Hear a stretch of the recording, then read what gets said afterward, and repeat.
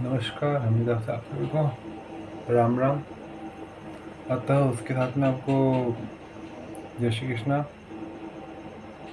वंदे मातरम, भारत माता की जय।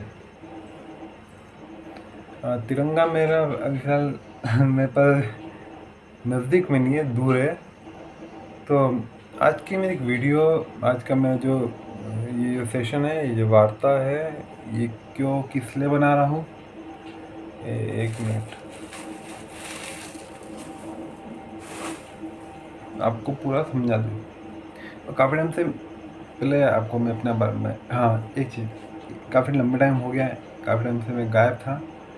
आज आना ही पड़ा क्योंकि यार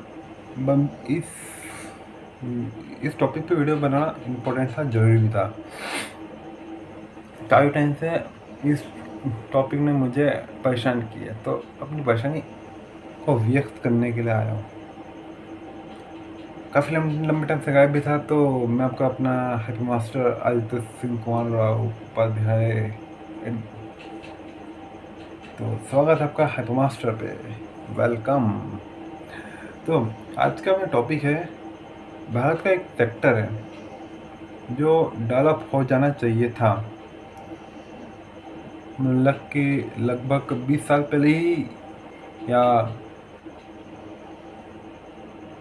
50 साल पहले ही ये सेक्टर को अच्छे से डेवलप हो जाना चाहिए था, मगर इस सेक्टर ने अब 100 साल लगा दिए हैं।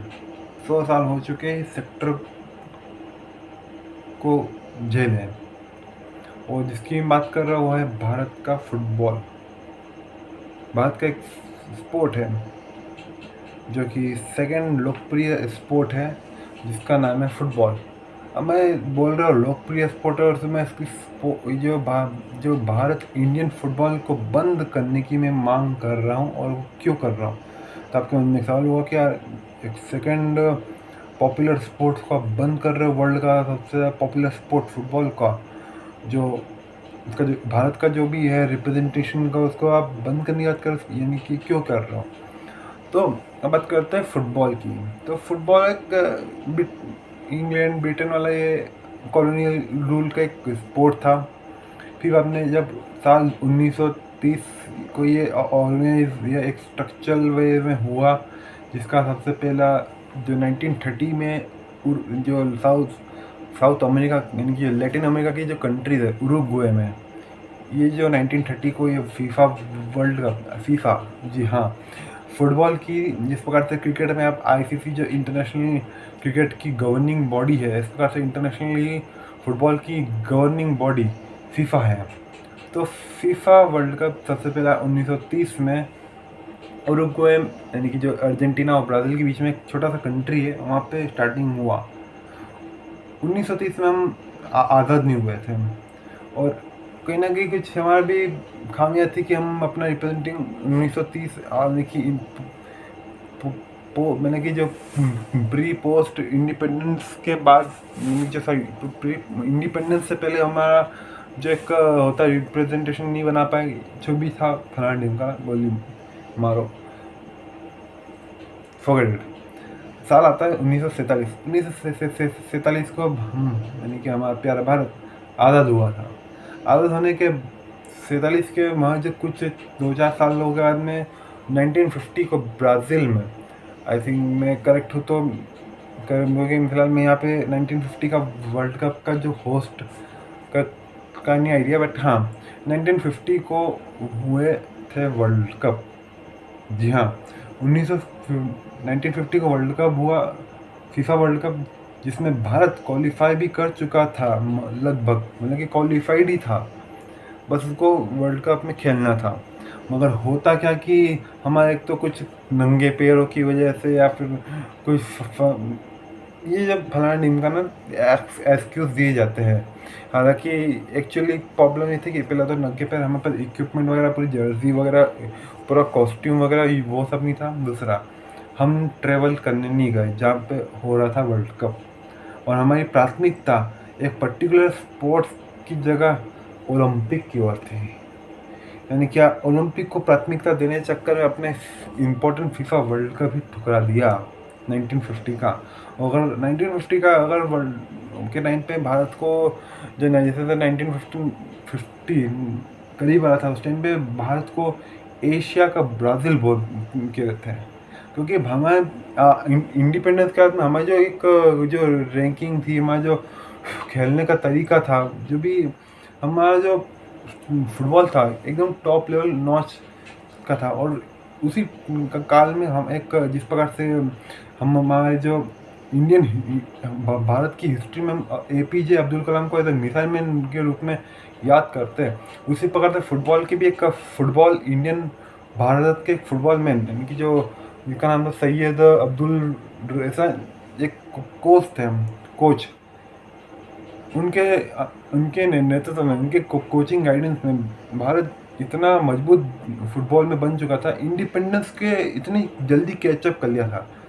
पर दुर्भाग्य ये था कि उन कोच थोड़ा वो इन आज और भी कई कारणों से उनका निधन हो जाता है, जिसके बाद से उनके ही लास्ट वर्ड ये भी थे कि भारत को अपने कोचिंग को इम्प्रूव कर लेना चाहिए था, जो कि नहीं करा। तो एक उनके बाद में एक भारत को एक अच्छा सही कोच मिल नहीं पाया, और जिसके चलते हमारी जो रैंकिंग थी, एक टाइम पे हमारी रैंकिंग 90 बताई जाती कि भारत की सबसे ज़्यादा फीफा खुद बोलते, अब ये फीफा का क्या अकॉर्डिंग टू फीफा, तो भारत की जो रैंकिंग थी वो 90 के अराउंड थी, 90 रैंक पे थी। बाद में हम इतना लुढ़क के आ चुके कि 2025 में 130वें रैंक के करीब है हम, या हम कभी हम 120 पे चढ़ रहे होते हैं, तो कभी हम 130 की ओर नज़दीक में बढ़ रहे होते हैं। अब जिस प्रकार से जो माहौल चल रहा है, जो पूरा हो रहा है, जो पूरा एक सिचुएशन देखी जाए, तो हो सकता है हम 140 की या रैंकिंग भी पार, जो नंबर ये नंबर भी पार कर जाए, 145 150 तक आ जाए, क्योंकि हमारा फुटबॉल का जो क्वालिटी है, वो जो लेवल है, जो जो वर्ल्ड कप लेवल का, वो नहीं है, वो है ही नहीं। तो सैयद अब्दुल वसीम जो भी उनके जाने के बाद भारत का जो फुटबॉल का ऐसा डिक्लाइन हुआ, और उसके साथ साथ में एक चीज़ और कि जब 1950 का वर्ल्ड कप हमें मिला था, तो वो भी ठुकराने के बाद हमारा जो स्पोर्ट्स का पूरा जो मतलब कि स्पोर्ट्स में जो फुटबॉल नाम का एक पॉपुलर स्पोर्ट है, मैं आपको बता दूं कि आज अपन आईसीसी में क्रिकेट में इतना अपन एकदम इंजॉय कर लेते, इंजॉय की जगह है, पर इतनी खुशी जश्न मना लेते भारत में, पूरी ऐसा जश्न मना लेते हैं कि क्रिकेट का। मैं आपको बता दूं, क्रिकेट से सबसे बड़ा जो वर्ल्ड कप होता है वो फीफा वर्ल्ड कप होता है। हाँ, फीफा के अगर मेंबर कंट्री देखे तो मैं का जो आंकड़ा लगभग है 211 मेंबर्स कंट्री है, जिनमें उनका जो वर्ल्ड कप का जो होता है, वर्ल्ड कप यानी जो का जो टीमों का स्लॉट होता है, वो पहले जब 2022 का जब कतर में वर्ल्ड कप चल रहा था, तब की मैं आपको बता दूं कि तब कितनी 32 टीमें का स्लॉट था। फिर अब जाके जब मैं कहीं ना कहीं फीफा भी चाह रहा है कि भारत जैसा कंट्री फीफा वर्ल्ड कप में आए, मतलब कि कहीं ना कहीं ऑडियंस, भारत की ऑडियंस आए, थोड़ा पैसा वगैरह जनरेट हो, ये सब प्रॉफिट वगैरह पूरा ये सब लमसम मामला पानी हो मार्केट को देखते हुए। तो फीफा भी चाह रहा है कि भारत जैसा कंट्री आए, तो उसके लिए उन्होंने और भी कंट्री को वर्ल्ड कप में प्रवेश देने के लिए जो अगले साल 2026 का जो वर्ल्ड कप शुरू हो रहा है, जिसकी जो मेज़बानी कर रहे हैं उत्तरी अमेरिका के 3 बड़े देश, यूएसए कनाडा मेक्सिको, ये तीनों यूनाइट एक होस्ट कर रहे हैं इस वर्ल्ड कप को। तो जो अगले साल से जो 2026 का जो वर्ल्ड कप शुरू होने वाला है, वो 48 टीमों के स्लॉट पे होने वाला है, यानी कि जो 32 में से 16 और बढ़ा दो तो 48 बन जाती है।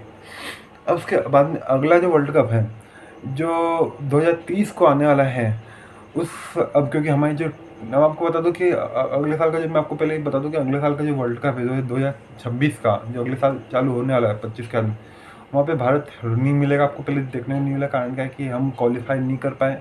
अब हमारी जो 26 की ट्रेन हमारी निकल चुकी है, अब हमें 2030 की ट्रेनिंग के लिए पकड़नी पड़ेगी। पर अब क्या होता है कि हमारा उसके लिए जो पहली जो पीढ़ी होती है वो है कि एशिया के अंदर AFC क्वालिफायर यानी कि जो 2027 में जो सऊदी अरब में एशिया कप होगा उसमें पहले जगह बनानी पड़ेगी। और उसमें जगह बनाने के बाद में एक बात है कि अगर आप as a team as a country represent करो तो आप की पूरी कोशिश होना चाहिए कि भाई एशिया कप को जीतो, उसकी ट्रॉफी उठाओ। तो अब बात करता हूँ कि 2026 की तो गाड़ी निकल चुकी है। अब 2030 की जो गाड़ी है उसमें एक्चुअली आपको AFC जो एशियन फुटबॉल कॉन्फेडरेशन है उसमें आपको क्वालिफाई करना पड़ेगा। 2027 का जो सऊदी अरब का जो एशिया एक कप हो रहा है उसमें, फिर उसके अंदर क्वालिफाई करने के बाद में आपको एशिया कप में खेलना पड़ेगा, अच्छा मजबूत परफॉर्मेंस दिखाना पड़ेगा आपको। टॉप फाइव में की लिस्ट में आना पड़ेगा। फिर उसके बाद में वर्ल्ड कप क्वालिफायर्स भी होगी तो उसमें वर्ल्ड कप क्वालिफायर्स में भी आपको उसमें भी आपको टॉप 5 कंट्रीज़ की लिस्ट में आना पड़ेगा। अगर वर्ल्ड कप क्वालिफाई की लिस्ट में जो टॉप 5 कंट्रीज़ की लिस्ट में आना पड़ेगा ताकि आप वर्ल्ड कप के क्वालिफाई हो गया। फिर बाद में आप उसके बाद में